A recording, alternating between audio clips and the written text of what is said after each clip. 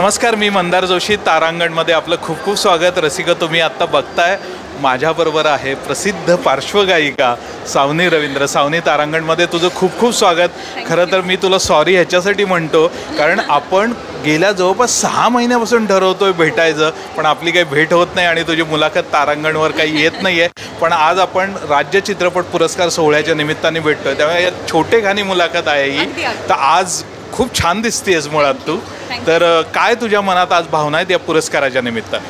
अत्यंत काय म्हणू, आनंददायी असा हा क्षण आहे माझ्यासाठी. कारण आत्ताच 57वा राज्य पुरस्कार पार पडला, ज्याच्यात मला नामांकन होतं माझ्या राष्ट्रीय पुरस्काराच्या गाण्यासाठी. आणि आत्ता दुसऱ्यांदा मला नामांकन मिळालेलं आहे जीवनाचा गोंधळ ह्या चित्रपटातल्या गाण्यासाठी. त्यामुळे खरंच खूप जास्ती ग्रॅटिट्यूड आहे मनात. खूप छान वाटतंय. देवाचे आशीर्वाद असेच पाठीशी राहू. तुझा हा पिरियड मला चांगला ह्याच्यासाठी वाटतो, कारण एक तर तुझं काम लोकांना आवडतं आहे आणि वेगवेगळ्या पुरस्कार सोहळ्यातही तुला नॉमिनेशन मिळत आहेत, पुरस्कार मिळत आहेत. आपण केलेल्या कामाचं चीज होतं आहे असं वाटतंय तुला आत्ता? अगदी अगदी अर्थात. आणि रसिक मान्यता मिळणं किंवा राजाश्रय मिळणं ही कुठल्याही कलाकाराच्या आयुष्यात अत्यंत महत्त्वाची गोष्ट असते. आणि ते सगळं आता गेल्या काही वर्षात मी अनुभवते, त्याचा खरंच खूप मनाला आनंद आहे. तू ज्या गाण्यासाठी तुला नॉमिनेशन मिळालेलं आहे त्या गाण्याकडं पुन्हा आता ते ऐकताना किंवा परत त्या मेमरीजमध्ये जाताना तेही एक नॉस्टॅल्जिक फील असेल. अगदी. कारण ना, खरंच एकतर आपण मध्ये कोविडमुळे थोडंसं आत्ता आपण मागचे अवॉर्ड्स हे आत्ता आहेत. सो हे जे गाणं आहे ज्याच्यासाठी मला नामांकन मिळालं ते मी जवळजवळ 2016-17ला गायले होते. जेव्हा नामांकन जाहीर झालं तेव्हा मला लिटरली मी एक दिवस आठवत होते की हे गाणं कुठलं आहे. मग मी शोध घेतला, गुगल केलं आणि मग त्या संगीतकारांना संपर्क साधला आणि त्यांना सांगितलं मला प्लीज गाणं पाठवा, कारण हे गाणं यूट्यूबवर नाही आहे. मग ते मी परत एकदा नव्याने ऐकलं आणि असं वाटलं की वाव, आपण इतक्या पूर्वी हे काम केलंय, पण त्याचं फायनली आत्ता उशिरा का होईना पण त्याचं कौतुकाची थाप मिळते, तर याचा खूप आनंद. हा पुरस्कार सोहळ्यात आतापर्यंत अनेक श्रेष्ठ गायक गायिका येऊन गेलेत आणि तुझी आता उपस्थिती वाढतीये. ते एक तुला इन्स्पिरेशन असेल ना पुढे जाण्यासाठी? ॲब्सोल्युटली. म्हणजे आज अनुराधाताईंना लता मंगेशकर पुरस्कार मिळतोय ह्याच्यासारखा दुसरा क्षण नाही. आज एक संगीताची अभ्यासक म्हणून, विद्यार्थिनी म्हणून हा क्षण विटनेस करायला मी खूप. बाकी पुढच्या काही महिन्यांमध्ये कोणतं काम तुझं आम्हाला ऐकायला मिळणार आहे ते थोडक्यात सांग. येस, बऱ्याच मराठी चित्रपटांसाठी केलेलं आहे. साऊथची काही आहेत जे गाणी गायली आहेत ती लवकरच प्रदर्शित होतील. त्याच्या आधी मी आत्ता एका वेगळ्या रूपात लोकांसमोर यायचं ठरवलं आहे, ते म्हणजे मी सावनी म्युझिक पॉडकास्ट घेऊन येते माझ्या यूट्यूब चॅनलवर.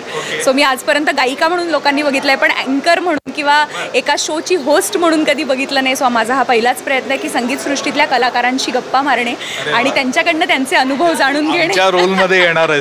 येस, मी आज पहिल्यांदाच इनफॅक्ट हे जाहीर करते. आज तारांगणला मी पहिल्यांदा हे सांगते. सो आजच इनफॅक्ट मी त्याचा टीजर रिलीज केला. उद्या पहिला एपिसोड आहे ज्याच्यात अत्यंत सुप्रसिद्ध असा गायक राहुल देशपांडे याची मी मुलाखत घेतली आहे. सो पहिल्यांदाच असं झालं की 2 राष्ट्रीय पुरस्कार विजेते गायक एकमेकांशी गप्पा मारत आहेत. सो ह्या निमित्ताने अनेक गायकांशी, संगीतकारांशी गप्पा मी मारते. मला म्हणजे ते का छान होईल वाटतं, कारण तू स्वतः एक उत्तम गायिका असल्यामुळं तू चांगलं खोलात जाऊन त्यांच्याशी गप्पा मारशील असं. तोच एक प्रयत्न आहे की नवीन काही करू बघणाऱ्या संगीतातल्या मुलांना एक छान मार्गदर्शन मिळेल आणि त्यानिमित्ताने मलाही शिकायला मिळेल. एक शेवटचा प्रश्न अगदी, कारण तो खूप महत्त्वाचा आहे म्हणून मी विचारतोय.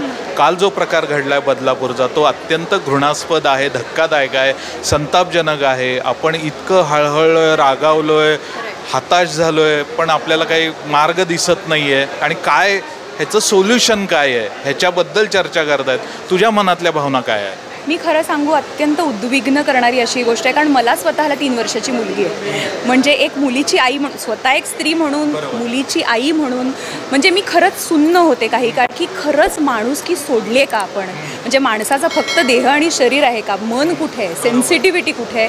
म्हणजे ह्याला कुठलाही जाती, धर्म, पंथ काहीच नाही. ही वृत्ती आहे जी कुठल्याही जाती, धर्म, पंथात असू शकते, ज्या वृत्तीचा नाश झाला पाहिजे असं मला वाटतं. आणि खरंच म्हणजे ह्याला फक्त स्त्रियांना दोष देऊन की नाही त्यांच्यामुळे हे असं होतंय, नाही. ही वृत्ती आहे जिचं मुळापासून कशी नष्ट करायची हाच तर चर्चेचा विषय. खरं आहे. पण काय आता लहानपणापासून मला असं वाटतं आपल्या मुलींना आपण तितकं सबळ बनवावं, त्यांना आपण एक डिफेन्स शिकवला जावा. प्रत्येक म्हणजे लहान मुलीपासूनच ही सुरुवात करावी. म्हणजे ती 16 वर्षाची झाल्यावर शिकवण्यापेक्षा मला तर वाटतं शाळेतच आता हा एक कंपल्सरी विषय असून लहान मुलींना ते एक स्वतःला जे काही प्रोटेक्ट करण्याचं एक म्हणू आपण ते एक शिक्षण दिलं गेलं पाहिजे. हा एक बाजू झाली, पण मला आणखीन एक महत्त्वाची वाटते की ॲज अ पालक म्हणून ज्या शाळेत तुम्ही मुलांना घालताय त्या शाळेची सिक्युरिटी, तिथल्या फॅसिलिटीज ह्याच्याकडेही लक्ष जरा बारकाईने पालकांनी द्यायला हवं. अगदीच. पण काय माहितीये ना, मी जसं म्हणलं ही वृत्ती आहे जी तुम्हाला कुठेही सापडू शकते. जरी शाळेत प्रोटेक्टेड वातावरण असलं, न जाणो कधी येता जाता रस्त्यावरही काही होऊ शकतं. सो ही जी वृत्ती आहे ना, त्याचाच एक कुठेतरी म्हणजे काय म्हणू मी, फक्त आपण अवेअरनेस क्रिएट करू शकतो आपापल्या छोट्या छोट्या कृत्यांमधनं. पण अशी आशा करते की हे लवकरात लवकर नष्ट हो. हे जे काही विचित्र प्रकार आहे सगळं, मी आत्ता म्हणजे ह्या निमित्ताने सांगते, काही दिवसांपूर्वी अगदी 2 दिवसापूर्वी मला पुण्यातल्या येरवडा जेलमध्ये आमंत्रित करण्यात आलं होतं चीफ गेस्ट म्हणून. तर तिथे मी असंच एक उत्सुकता म्हणून विचारलं की इथे किती कैदी आहे. तर ते म्हणले की इथे जवळजवळ 6,500 कैदी आहेत. त्यातल्या 6,500मधले 3,000 रेपिस्ट आहेत. म्हणजे हा काय रेशो आहे ते ऐकून तर मी अजून थक्क झाले की हे कुठे चाललं आहे सगळं जग. आणि म्हणजे खरंच याच्यावर काय करावं उपाय हेही आपल्याला माहीत नाही. आपल्या परीने आपण आपल्या कुटुंबाला प्रोटेक्ट करत राहणे, त्यांना नीट चांगली जाण देणे, चांगल्या वाईटाची, गुड टच बॅड टच हे शिकवत राहणे, बस. याच्या व्यतिरिक्त आपण काय करू शकतो. अगदी खरं आहे. तू खूप महत्त्वाचे मुद्दे मांडलेस मला वाटतं सावनी. आपण जो पुढचा आपला ठरलेली मुलाखत आहे ती जरा आपण तपशिलात जाऊन करूया. पण तू जे आता एकतर 2 गोष्टीसाठी मी तुला शुभेच्छा देतो. आता एक तर नॉमिनेशन आहे आणि तुझं जे नवीन पॉडकास्ट सुरू करतील त्याच्यासाठी तुला शुभेच्छा आणि खूप खूप धन्यवाद. तारांगणच्या सगळ्या प्रेक्षकांना मनापासून धन्यवाद.